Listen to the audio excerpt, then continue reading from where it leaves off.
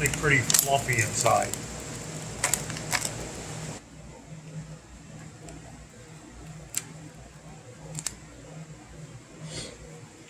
So one of the things when you're repotting a tree is you always start from the top, believe it or not.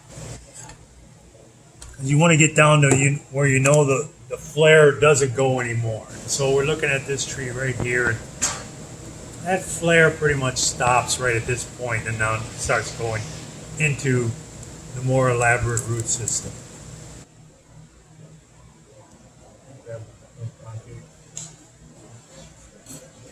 I was ready to just go at it myself. Yep. Too bad. Darn.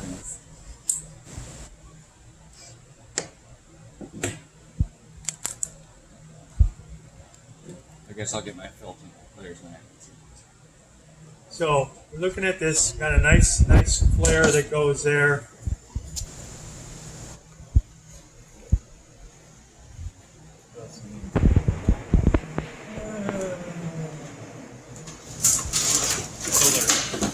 No, those are. Those are. Yeah. Sorry. These little roots that are way up here, I'm not worried about them. We got all kinds of them underneath.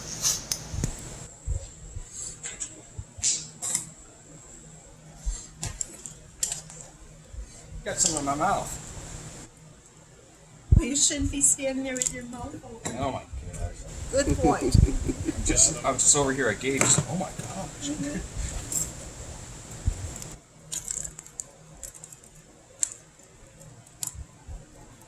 What are you doing there?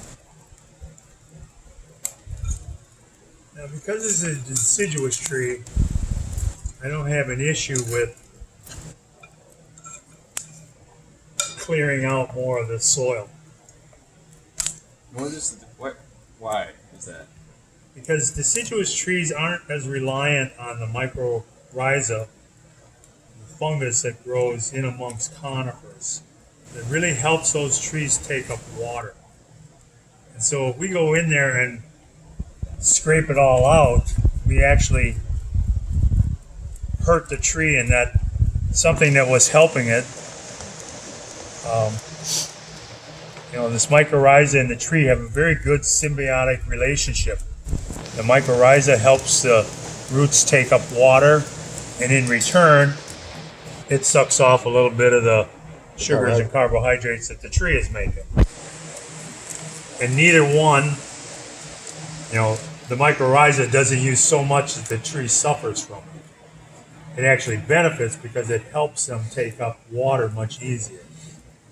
Mycorrhiza, as you see it, it'll actually look like a fluffy, almost like a powdery mildew in amongst the roots.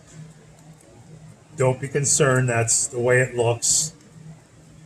That mycorrhiza literally drills holes into the roots so they can suck out the juices that it wants. In return, the tree trying to pull water in can pull it in through the mycorrhiza. So it's a good relationship. Deciduous trees, and mycorrhiza is much more important on conifers because they're a much slower water moving organism. If we sit and pines are probably, if we go to our conifers, pines are probably move water pretty good. Junipers are very poor. They have horrible root system. Junipers, their strength is in their roots, or in their foliage. Pines, their strength is in their roots. So, part of it they think is because, these trees are generally growing in higher elevations, colder climates, and these are ways that the trees have adapted, found this fungus that actually says, oh, I'll help you make your way. In turn, I take a little bit from you too. Like your local neighborhood bonsai dealer. I know you're addicted, and I just have what you want, and it's up to you whether or not you buy it. I don't really care. Right. And now I sold you a tree and you don't have the right pot. Or Oh man, first one's free. pot and you don't have the right tree. I got the, That's why I have 40 pots. you in got my money, I got garage. the stuff. Yeah, all you need fertilizer, all you need a tool. Oh maybe man, you some need wire. akadama? Oh man, I have this full. I don't have any open, so you're gonna have to buy an entire Take out a bag. second mortgage. Where do Get some tropical, open for me. where do tropical I wanted a whole bag. with the root system? Is there fungus with their stuff too? Tropical? I have such a hard time hearing in here, Oh, so you gotta sorry. really speak I up. asked where tropicals fell. You were talking about deciduous and Right. conifers. Your tropicals, again, because they're typically living in an environment where, cold is 50 degrees or Right. maybe 40. So they're always moving water. They're growing, when they slow down is actually in the very heat is when a tropical tree typically slows down. If it's super, super hot, they just try to conserve as much as they can. So again, we've sort of gone through this guy. Everything's relatively loose in here. So we're able to get some other soil back into that. Now, one of the things that we demonstrated this morning, and these pots have a couple holes in them, but now we got all this root mass. And the typical way a lot of people tie these trees in is they'll just sort of layer wire over this and cinch them down. Well, that's probably not the best way. One of the things we've been doing is we'll take and get some. Oh, that's fine. You're gonna lose it. Okay. And get a little bit of a point to it. And we'll work this through the root ball.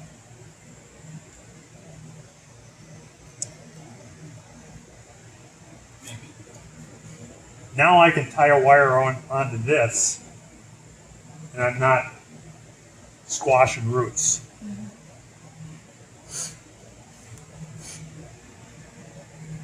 And so I can tie down right here, and I can tie down this tree pretty tight just with this across this stick two ways. I actually did that with one of my other. And what happens over time, this bamboo stick is going to rot. At that point, the tree will have grown more roots, and the tree is probably getting more root bond, so it's holding itself. This is this initial point in time when we're getting that tree in there and want to have that held down. The reason we want our trees held down tight is if that tree's moving around, especially in the wind, and these trees aren't big, but there will be force on this from wind that once it gets foliage, that's moving back and forth. And so all those little tiny hair roots get pulled in amongst that hard gravel, and so they just rip off. And so that's why we want to keep that tree as stable as we can. When it's in the ground, that's what the tap side. This thing is trying to. See if that is there, or you can clean it up. Well, this side here is a little more Yeah, a little consistent. Oh, nice. Mary's been practicing making loops. What I find is you take and curl it over, flip it over, curl the other one the opposite way. Oh, I have no idea what got into that. You move it to gauge the hole size, although this one's perfect already. Oh, yes, Ron. So perfect. You do it. Yeah. And when you put your screen in, What you watching? screen is, if we put it in and it's curled up like this, well then again, once again, the roots are immediately going to grow underneath it. So I always try to form it, give it some concavity so that it's there. So now when I put my screen in, it's basically flat.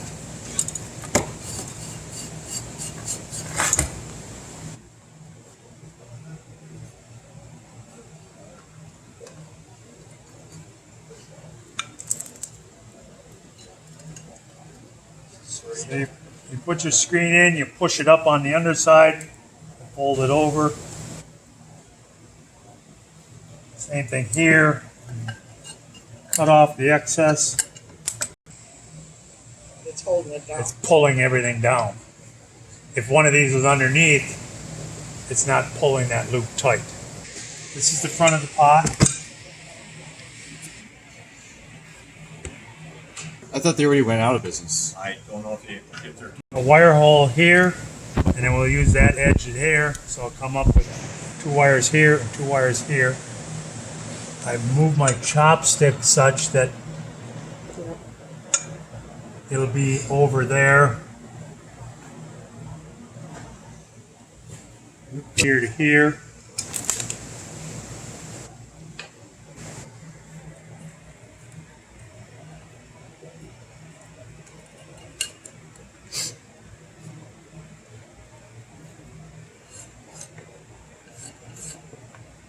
So you mark it because you think, okay, you do this, you flip over the pot, and then you put the wire from there to there, and then you get back here, and it's of course in the wrong spot. So you've heard, right? No, so I've done many times. Earlier today already, once. Again, how do you size the wire? I never want to be short. When you're using the chopsticks, you don't need quite as much. You don't need quite as much. A little tiny bit less.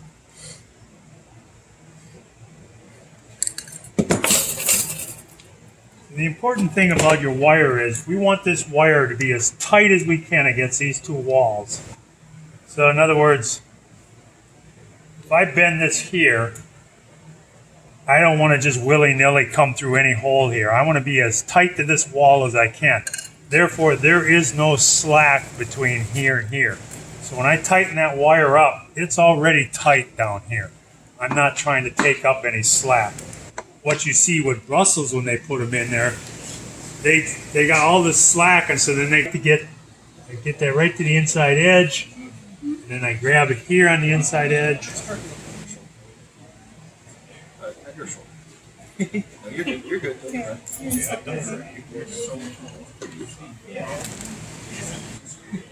These properly, work pretty tight. As you can see, I'm a little bit loose here.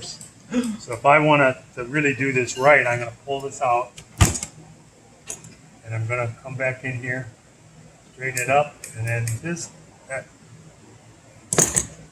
1/4 of an inch more.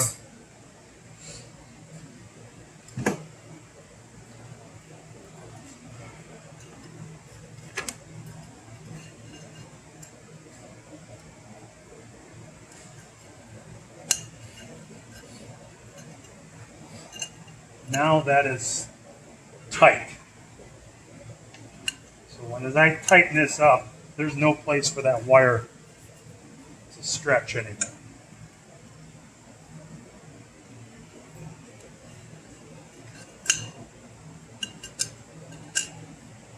This one's snug here and here already, so we're good there.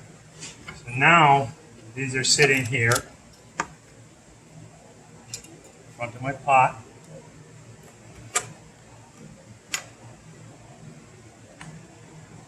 Onto my tree. Puts my chopsticks in between the 2 wires. So now we're going to take and if we were dealing with a bigger tree, we maybe put 1 layer of bigger aggregate on the bottom, but because most of these trees are relatively small, I'm not worried about that. And I forgot to bring bigger aggregate along. That's not the main thing. That's not the main reason. No. You thought that, of course not. Then what is included in this? How do you make that exit, whatever? This, Yeah. that is like Colonel Sanders' recipe. That's secret. Yeah, but I'll tell you. This is, the tan stuff is called turpus. It's a fired clay, so it's porous. Water will go in. Root hairs can go in and get it out. The white stuff is pumice. That's got a lot of surface area on it, so water clings to it. darker sort of reddish stuff is cherry stone chicken grit. And what do we do with chicken grit? Feed it to chickens Feed it to chickens. Why do we feed it to chickens? for digestion. That's what it helps them grind up the grains in their. That's what goes in the gizzard. Farm and Fleet or Fleet and Farm.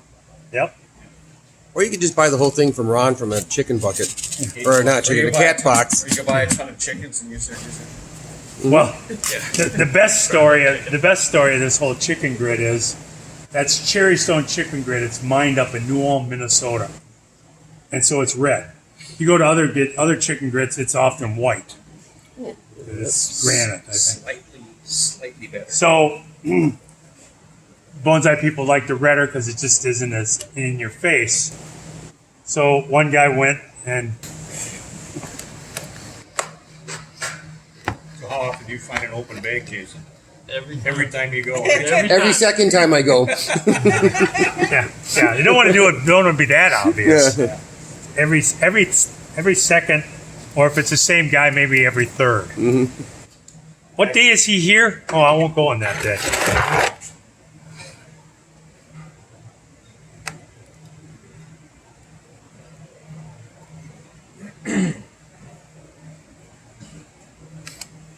This looks awfully high to me. And you're gonna explain that, right? What's that? It looks awfully high to me. Well, I like my trees proud of the pot. If we get this down and we're down below the level, now what do you see? I'm finding more and more that I like my trees just a little bit proud of the pot, a little higher of the pot, and then we can get a little more slope on it, and that sort of helps the water work its way in. Oh, It's a preference. I mean, if you really don't like it that high, you can go lower. You grab it with your pliers, you pull it up, so you can see the movement here, and then I turn it while I'm pulling it up. Because what I want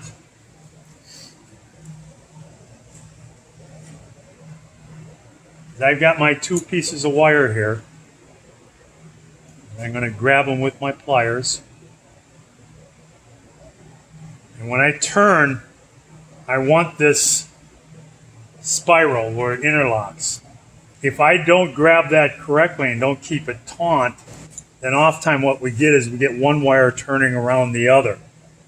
And then as you continue to do that, that puts all the stress on one of the strands, and you keep tightening and all of a sudden it'll break. You're more than likely going to break a wire if you're not getting the nice double spiral. See how this has got that nice spiral on it?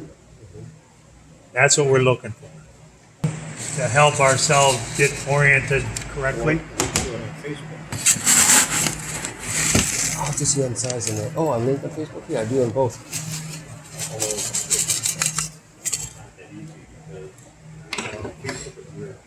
Mm-hmm.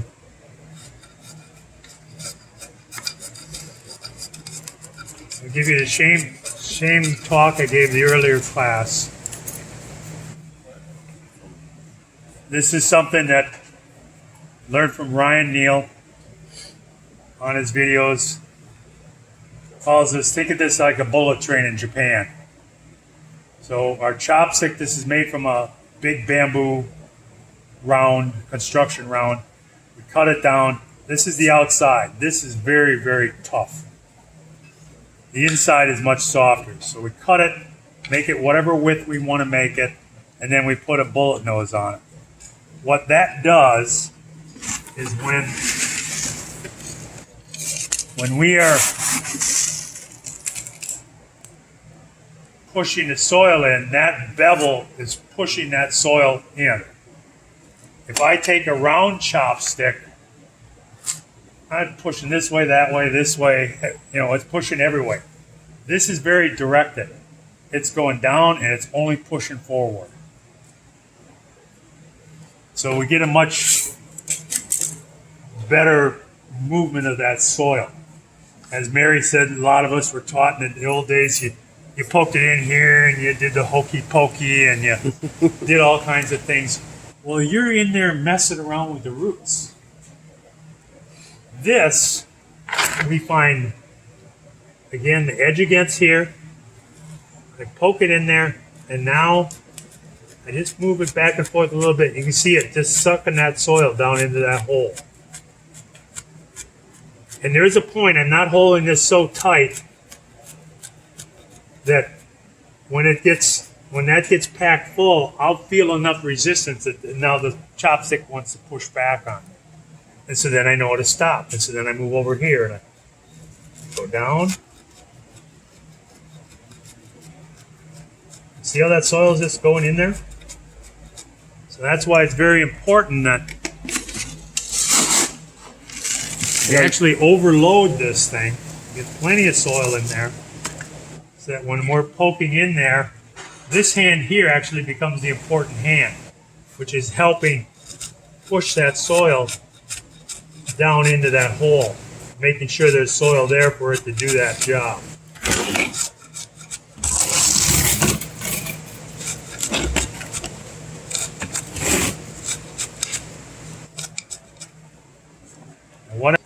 This tree was starting to lean back a little bit, so we packed some soil in there to keep that from wanting to go back. Now I'll worry about the front side of it.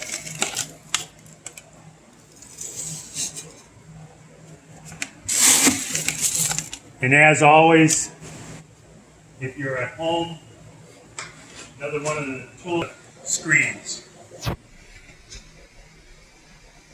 This I sifted.